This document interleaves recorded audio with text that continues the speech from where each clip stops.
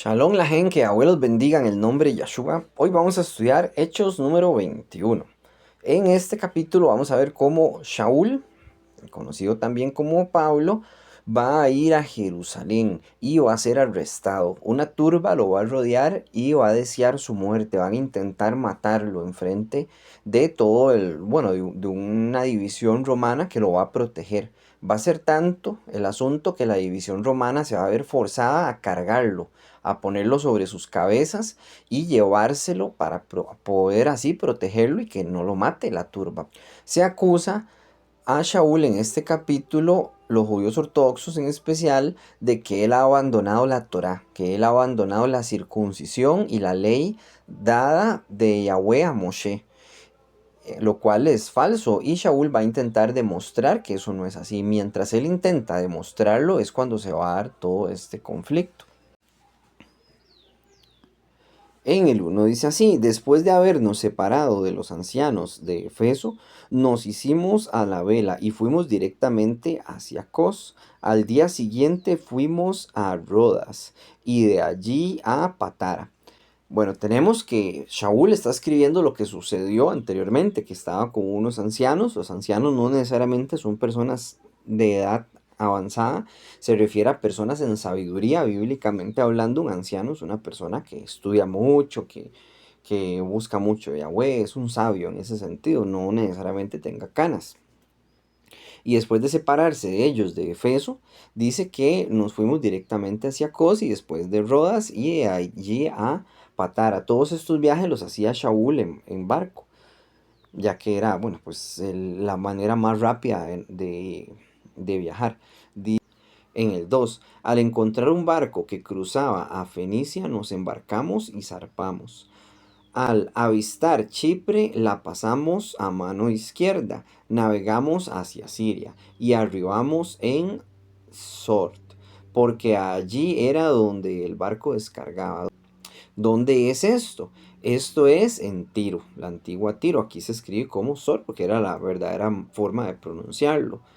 Esto está en el Líbano. Aquí les pongo el mapa para que se ubiquen un poco dónde era esa zona y más o menos qué viajes hacían ellos, porque lo hacían todo por mar. Entonces les quedaba muy práctico para visitar a muchos hermanos de diferentes zonas. No solo en Israel andaban.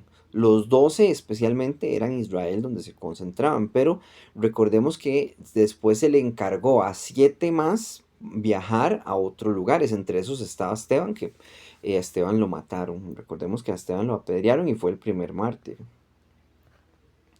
Dice en el 4, dice: habiendo buscado a los Talmidim allí, nos quedamos por una semana, guiados por el Ruach. Le dijeron a Shaul que no fuera a Jerusalén. En el 5, pero cuando la semana había pasado, nos fuimos para continuar nuestra jornada. Todos ellos, junto con sus mujeres e hijos, nos acompañaron hasta que salimos del pueblo. Lloraron, nos postramos de rodillas en la playa y oramos. Bueno, todos salieron y sabían que Shaul se tenía que ir, y ellos también, todos los que acompañaban a Shaul, que eran varios, ya habíamos leído cuáles eran. Así que todos se arrodillaron en la playa, oraron y lloraron, ¿verdad? Porque se estaban despidiendo y ya no se iban a ver más. Dice en el 6, y nos despedimos unos de los otros, entonces abordamos el barco y regresamos a casa. En el 7, cuando la navegación desde Sor había concluido, arribamos en Ptolemais. Allí saludamos a los hermanos, pasamos la noche con ellos y nos quedamos un día allí. Ok, entonces ellos están simplemente contando cómo es el viaje, digamos, qué barcos toman, dónde arriban, con quiénes se quedan, a quién saludan. No se está dando demasiados datos importantes, llamémosle desde un sentido espiritual, pero sí desde un sentido histórico para conocer qué era lo que estaban haciendo y cuáles eran las diligencias que ellos hacían. Dice en el 8, al día siguiente nos fuimos y vinimos a Cesarea, donde fuimos a la casa de Felipe, el proclamador de las buenas noticias, que era uno de los 7, y nos quedamos allí. Voy a hacer una pausa. ¿Qué es esto de los 7? Conocemos a los 12 apóstoles, que sabemos cuáles son los 12 apóstoles.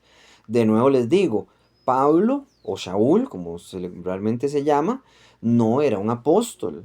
Pablo era un profeta muy importante, sí, que escribió mucho, muchas cosas, mucha información y muchos buenos consejos, pero él no era un apóstol. La gente le llama al apóstol Pablo, pero él no era apóstol. Él en algún momento dijo, yo apóstol de Yahshua, ¿verdad? Que sí es cierto, él era apóstol en el sentido de la palabra. La palabra apóstol significa enviado. Pero apóstoles solo hubieron 12, no pueden haber más. Hoy en día hay muchos falsos apóstoles que dicen serlo y no lo son. Eso no es correcto. Y hay personas que dicen ser profetas y no profetizan nada, tampoco son profetas. No sirven como profetas porque no tienen el Ruach HaKodesh de profecía. Tenemos que Shaul no es apóstol, pero tampoco es de los 7. ¿Quiénes son estos 7? Estos 7 aparecen en Hechos 6. Dice así en el 4, nosotros persistiremos en la oración y en el ministerio de la palabra. Agradó la propuesta a la multitud y eligieron a Esteban, varón lleno de fe y del Espíritu Santo. Este fue el que murió. Dice a Felipe, a Procoro, a Nicanor, a Timón, a Parmenas y a Nicolás, prosélito de Atoquia, a los cuales presentaron ante los apóstoles, quienes oraron, les impusieron las manos. Bueno, y ahí sigue el texto, ustedes lo pueden leer. Estos fueron elegidos para dar las buenas noticias a los Goyín. Entre esos, Shaul ya era uno que ya había sido elegido, pero por Yahshua mismo, ¿verdad? Que tuvo la visión y demás. Entonces eligieron a más personas para que ellos también fueran a dar las buenas noticias. De ellos se sabe muy poco, pues casi que no hay evangelios de un ejemplo, de Nicolás no hay, ni de Nicanor, ni de nada de ellos, ¿verdad? Sí hay de Felipe, sí hay de Timón, que este es Timoteo, pero no de los otros, entonces tenemos muy poca información. Pero en su tiempo ellos sí visitaron a los hermanos y enseñaban y daban pues las buenas noticias, que es que Yahshua ya vino, y también explicaban cosas para los nuevos. Voy a decirlo así, los nuevos no se tenían que circuncidar el primer día. ¿Qué pasa? Que en ese entonces había una secta llamada los de la circuncisión, que eran judíos ortodoxos que se estaban metiendo entre los hermanos que seguían a Yahshua, y ellos decían que la persona que no fue circuncidada al octavo día de nacido no podía ser salva, porque así dice la Torá, que tiene que circuncidarse al octavo día de nacido, y eso es verdad, eso es cierto. Pero las personas que vienen después, como yo, que yo me circuncidé como a mis 26 años, francamente ni me acuerdo a qué edad me circuncidé, entonces ellos decían que yo no podía ser salvo. Pero es que la salvación no viene por la circuncisión, de eso hablaba Shaul. Por eso a Shaul se le acusa de que él abolió la circuncisión, ¿no? La circuncisión no la abolió. Él lo que dice es que la circuncisión no es para salvación. Y es cierto, la circuncisión es un pacto de fe con Yahweh, es un pacto de compromiso, es un pacto de prosperidad. Ese es el verdadero pacto de la prosperidad que tanto busca el cristianismo, que ellos dicen, diga Jesucristo, ya tiene prosperidad, no, el pacto de la prosperidad viene por la circuncisión. Y no solo eso viene, o sea, no una prosperidad solamente económica, sino espiritual para sus hijos, para etcétera, ¿verdad? Ese pacto viene condicionado con hacer los mandamientos, para que se sepa, ¿verdad? No solamente quitarse el prepucio y ya está. No, es hacer los mandamientos también, ¿verdad? Que es muy importante. Entonces se le acusaba a Shaul de ese asunto. ¿Y de qué estábamos hablando? Vamos a regresarnos. Ven, estábamos aquí en el 8, dice, al día siguiente nos fuimos y vinimos a Quesarea, donde fuimos a la casa de Felipe. De eso, por eso comenzó toda esta conversación, porque Felipe es uno de los 7. ¿Quiénes eran los 7? Bueno, ya les expliqué quiénes eran estos 7, ¿verdad? Que eran unos enviados muy importantes. El 7 en la Biblia representa usualmente reposo. ¿Por qué reposo? Porque en 6 días hizo los cielos y la tierra, en el séptimo descansó. Hace un tiempo una hermana me dijo, no, el 7 no significa eso, también significa otras cosas, porque están las 7 trompetas de perdón, las 7 copas de la ira, las 7 trompetas, los 7 sellos en Apocalipsis. Y me dijo, eso no siempre significa lo mismo, y me puso a pensar. Pero lo que pasa es que después de estas 7 sellos, 7 trompetas y 7 copas, viene una paz muy grande, que es cuando Yahweh renueva el mundo. Y el Shabbat es un día de paz, es un día de descanso. Ahí es donde el mundo va a descansar de todo, ¿verdad? Entonces, sí, sí, sostengo de que el 7 representa el Shabbat, representa descanso. Y aquí tenemos 7 hombres que son escogidos con esta misión, ¿verdad? De hablar de Yahshua. Que representa el 12, recordemos los números en la Biblia, representan las 12 tribus de Israel y así. Bueno, ahí hay un estudio que ustedes pueden ver. Ahora dicen el 9. Él tenía 4 hijas solteras que tenían el don de profecía. ¿Quién tenía 4 hijas? Felipe tenía 4 hijas. Y las 4 eran profetas. Eran solteras, o sea, eran vírgenes, eran muchachas vírgenes, no tenían esposo. Dice en el 10, mientras nos quedábamos allí, un profeta llamado Agar bajó de Yahudá. Tenemos que ellos estaban ahí y apareció un profeta. Este profeta le va a profetizar a Shaul de que él va a ser atado y va a ser arrestado en Jerusalén. Esto se va a concluir después, más adelante. Dice en el 11, para visitarnos, cogió el cinto de Shaul, ató sus manos y pies y dijo, aquí está lo que el Ruach HaKodesh dice. El hombre a quien pertenece este cinto, los Yahudí de Jerusalén lo atarán así y lo entregarán a los Goyim. Este profeta hace algo muy curioso que hacen también otros profetas en la Biblia, que toman cosas y las usan como para dar un ejemplo. En una parte donde Saúl está con Samuel y él le jala al talit y lo parte en dos. Entonces Samuel se vuelve y le dice a Saúl de que Israel va a ser partida en dos y así fue. Ven, y así muchas veces utilizan cosas para dar una profecía. Algo que hoy en día los profetas falsos no hacen porque por sí no son profetas. Y no es algo común, ¿verdad? Que utilicen esta manera para hacer una demostración de algo que va a suceder. Dice en el 12, cuando oímos esto, ambos, nosotros y la gente allí, le suplicamos que no fuera a Jerusalén. O sea, parece que todo esto que estamos leyendo no lo está escribiendo Saúl, lo está escribiendo alguien más. Vea lo que dice, cuando oímos esto, ambos, nosotros, o sea, como diciendo yo que estoy escribiendo, y la gente allí le suplicamos que no fuera a Jerusalén. Esto es alguien más que está escribiendo lo que está sucediendo ahí, no sé quién es, francamente. Dice en el 13, pero Saúl respondió, ¿qué están haciendo? Llorando y tratando de debilitar mi resolución. Estoy preparado no solo a ser atado, sino a morir en Jerusalén en el nombre de Yahshua.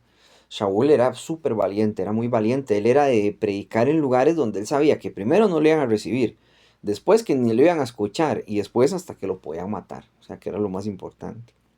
Y él aún así lo hacía. Y él quería ir a Jerusalén. Dice en el 14, y cuando no pudo ser convencido, dijimos que se haga la voluntad de Yahweh y nos mantuvimos en silencio. O sea, todos insistieron, no vaya, no vaya, no muera ahí.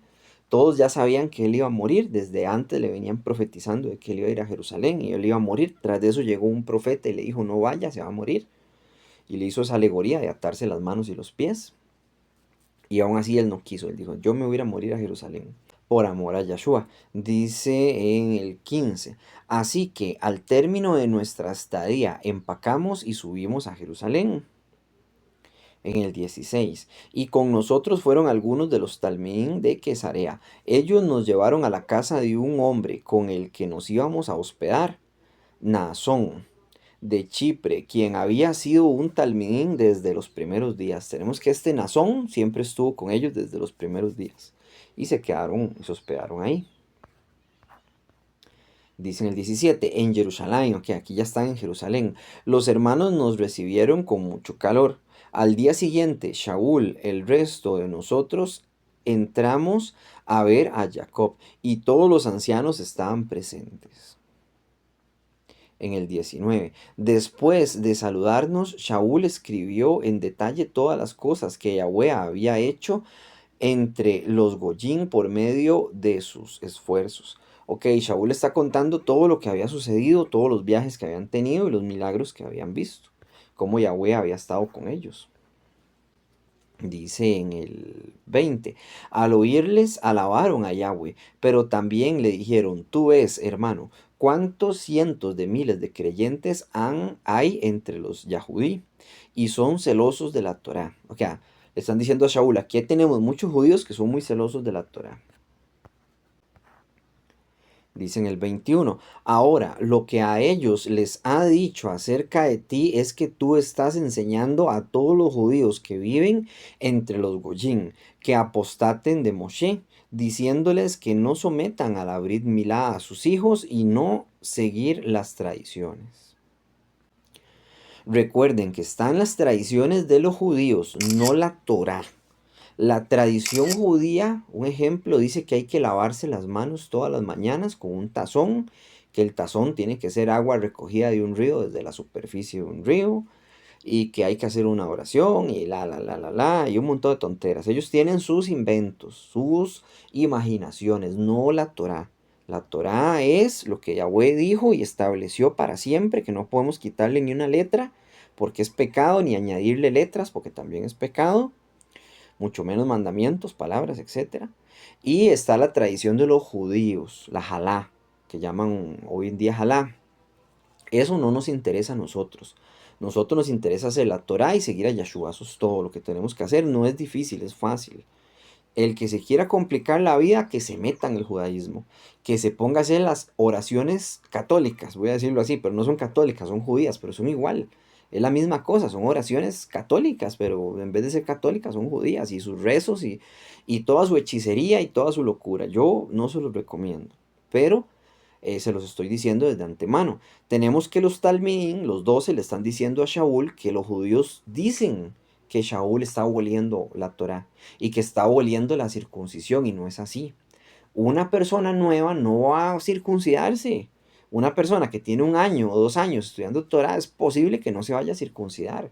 Hay gente que toma la decisión ya al tiempo y necesita dinero para hacerlo también, ¿verdad? Entonces, todo en su debido momento.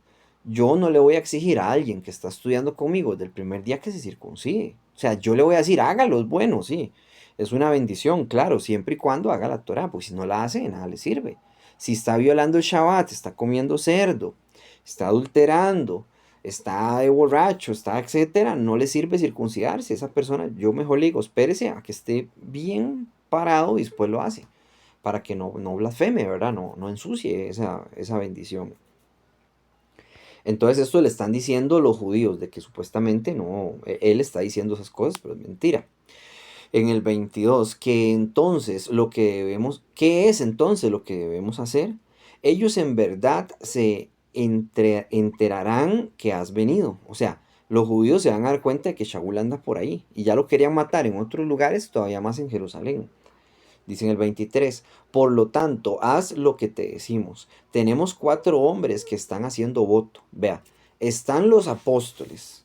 Tenemos que los apóstoles tienen 4 hombres de los que siguen a Yahshua, claro está, que están haciendo un voto. ¿Qué voto están haciendo? Están un voto Natsir, un voto nazareo. Este voto nazareo es cuando la gente se dejaba crecer el cabello, no comían nada de uvas, o sea, ni la semilla, ni la cáscara de la uva, ni el vino, ni el vinagre, ni nada de eso. O sea, no podían tocar el vino y se dejaban crecer el cabello como un voto a Yahweh.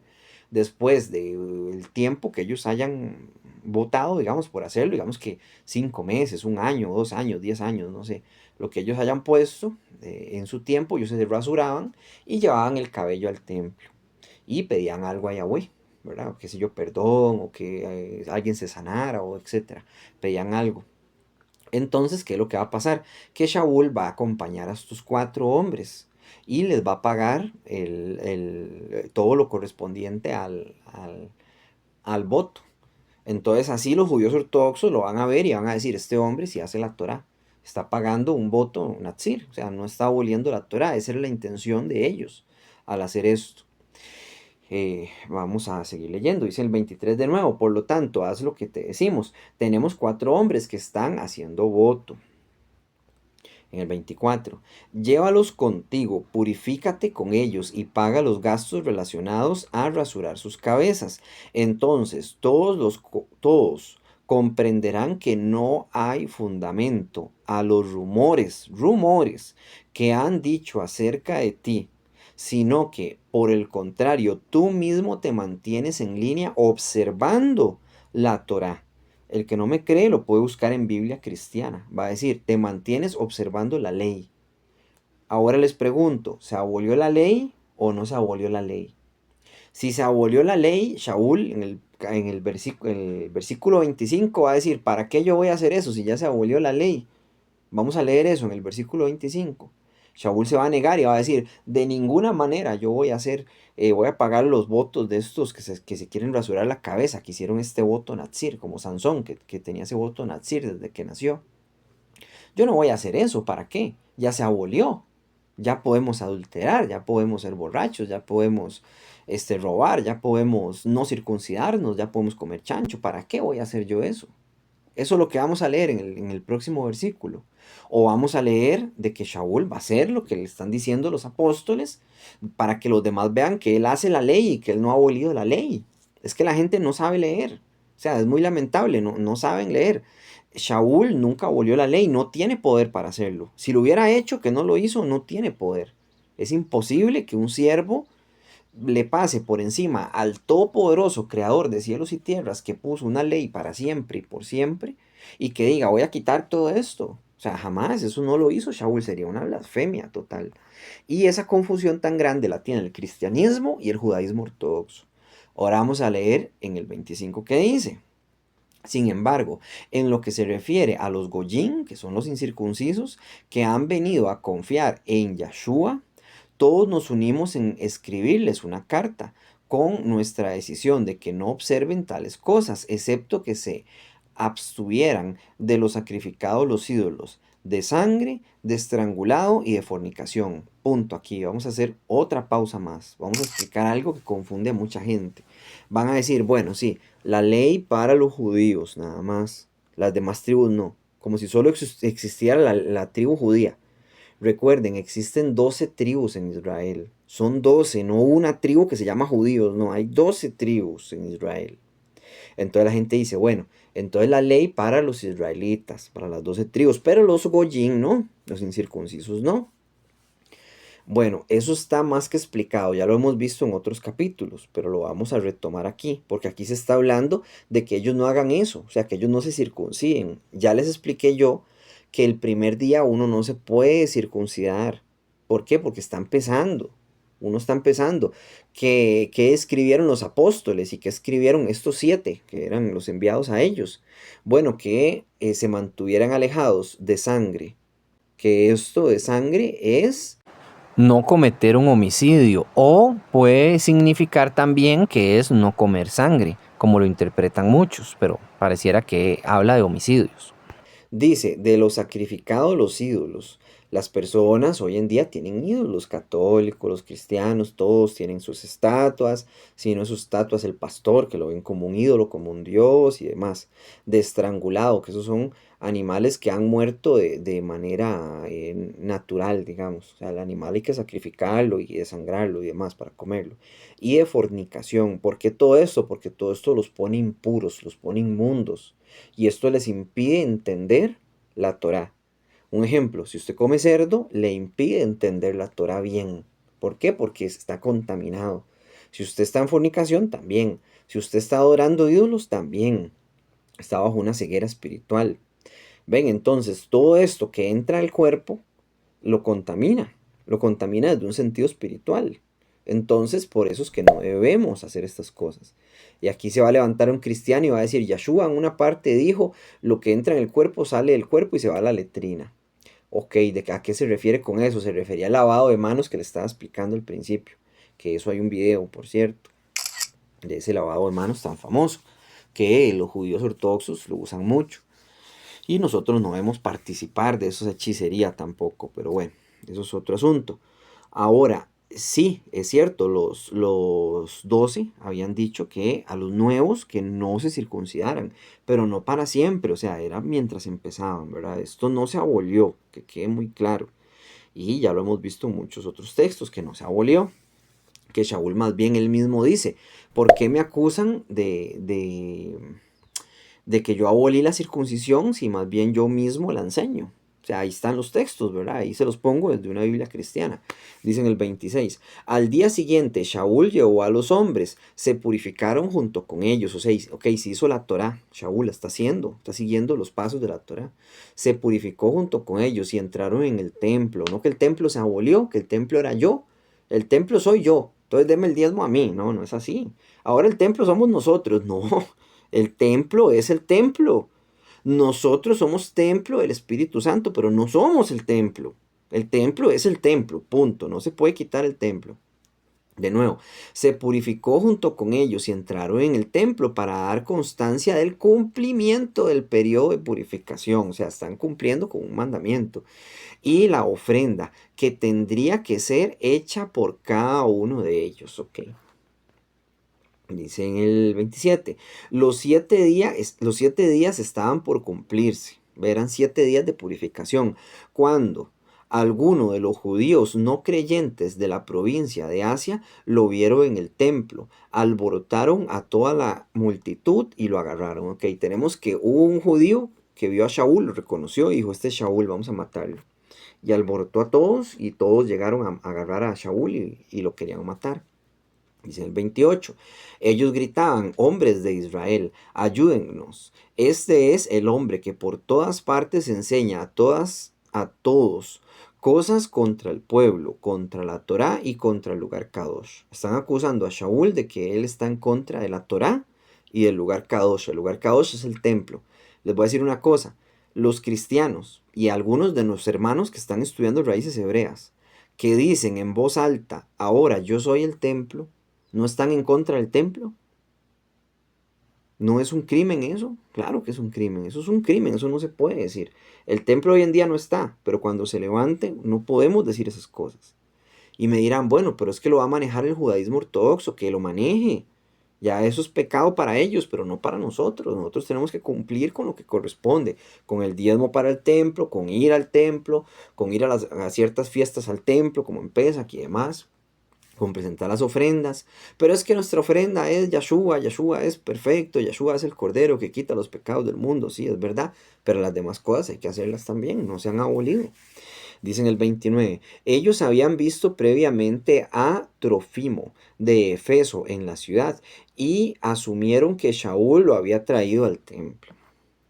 En el 30, la ciudad completa se alborotó y la gente venía corriendo de todas partes. Se apoderaron de Shaul, lo arrastraron fuera del templo e inmediatamente cerraron las puertas.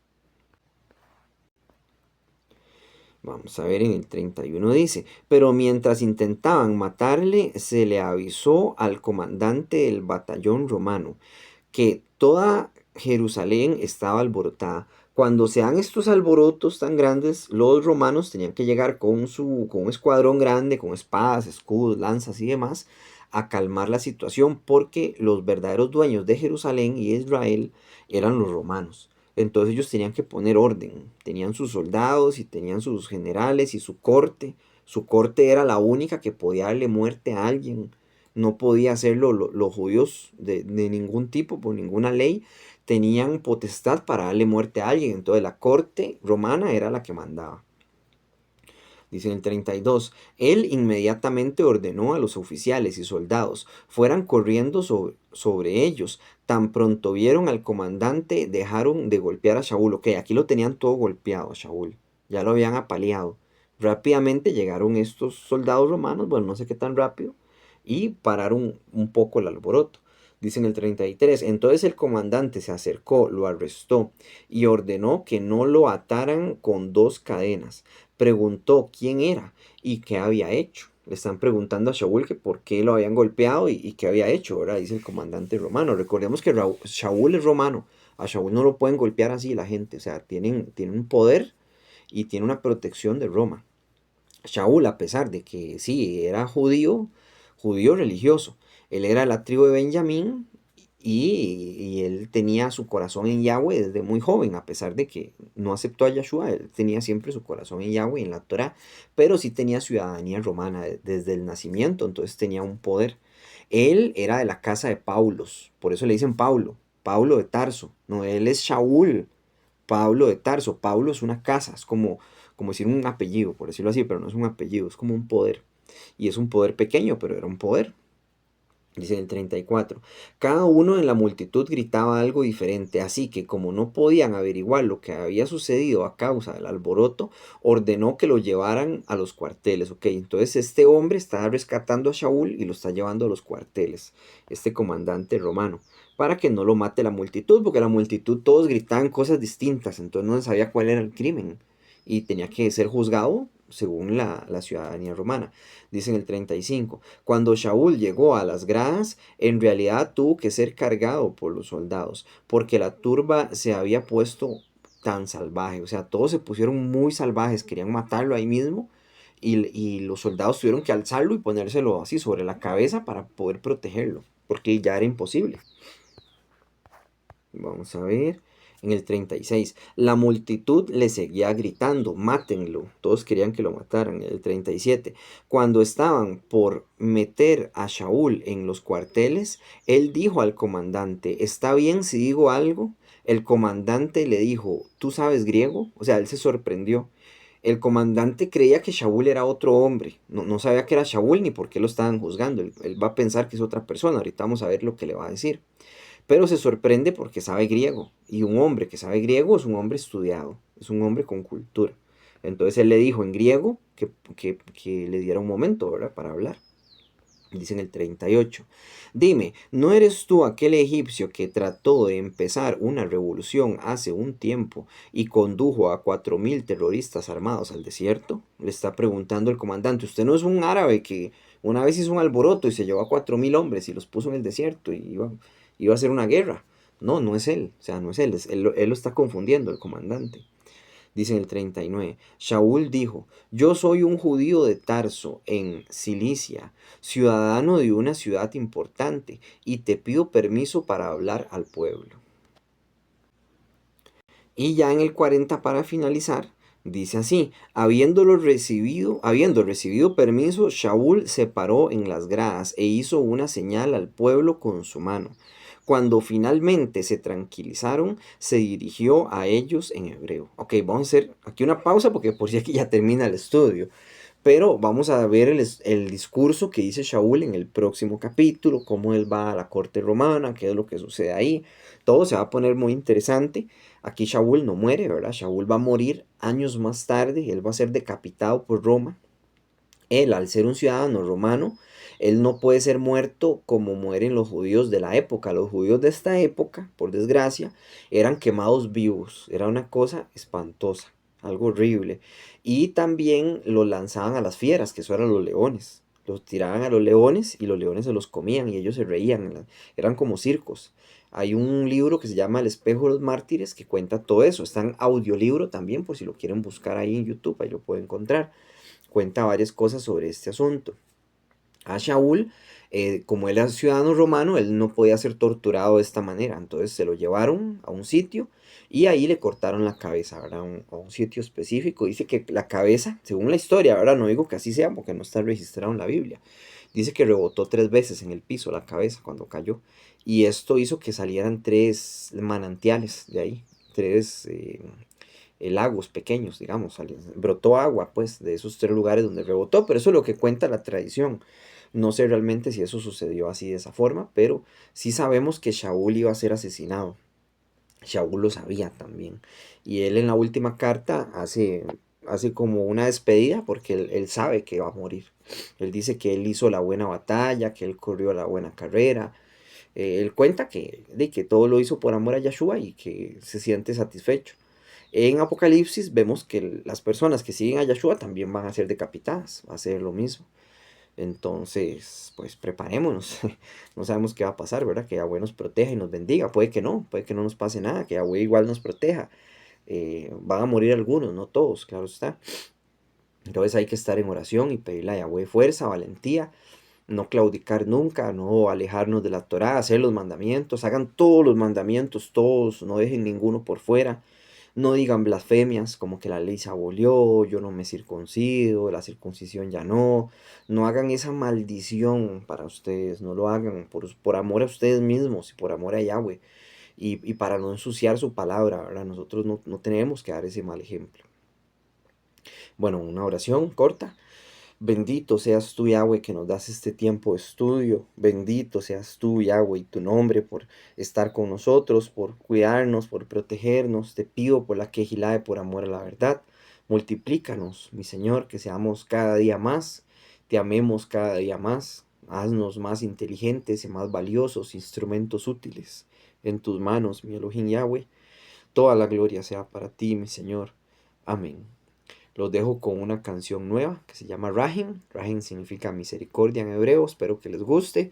Que Yahweh los bendiga en el nombre de Yahshua. Shalom, Ubrahot, paz y bendiciones.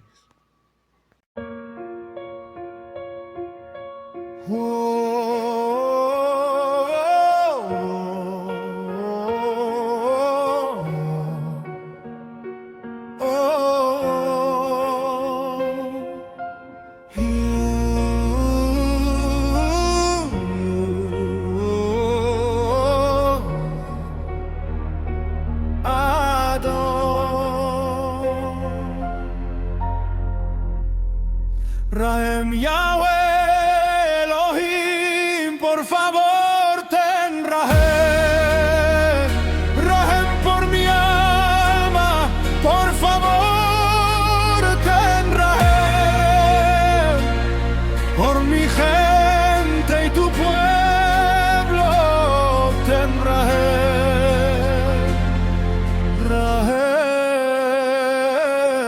Rahem. Si tu presencia no va conmigo, no quiero salir de casa. Tus palabras son más dulces que el higo. Andar sin tu cobijo es desnudez en camino espinoso. Caminar por el mundo sin ti es como quien palpa en la oscuridad, cegado por la maldad, dando traspiés, esperando encontrar la salida en un laberinto trucado por el enemigo.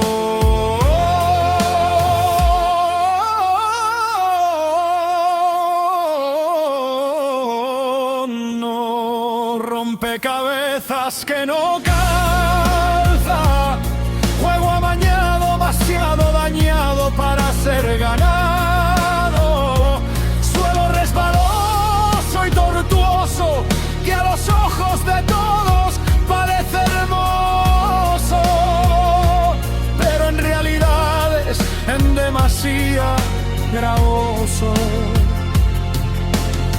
Pruébame como al oro en el fuego, que la escoria flote en la superficie de mi alma, y así propicie un cambio que solo tú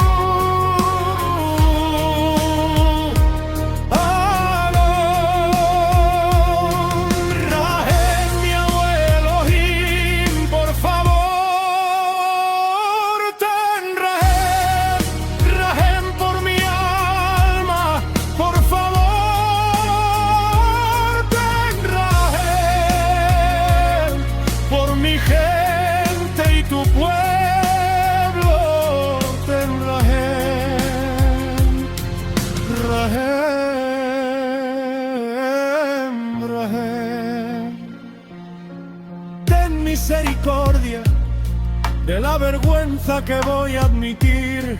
En el pasado no supe recibir tus palabras, tu mando, ni una pista de tu encanto. Me avergüenza decir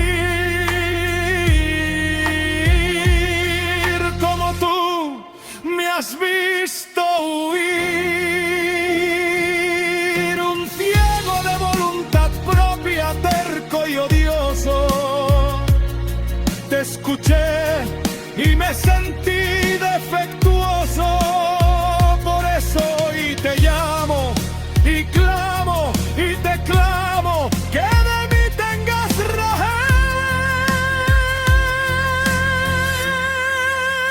rajem. Rajem, mi abuelo Elohim, por favor, ten rajem. Rajem por mi alma, por favor, ten rajem. Por mi gente y tu pueblo, ten rajem.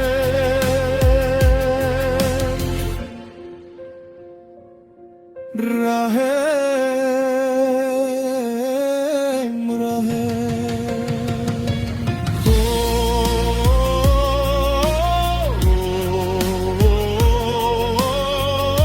Oh, Aaron, Rahem Yahweh Elohim,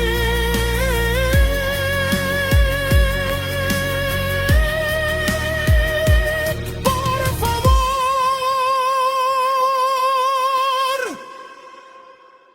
ten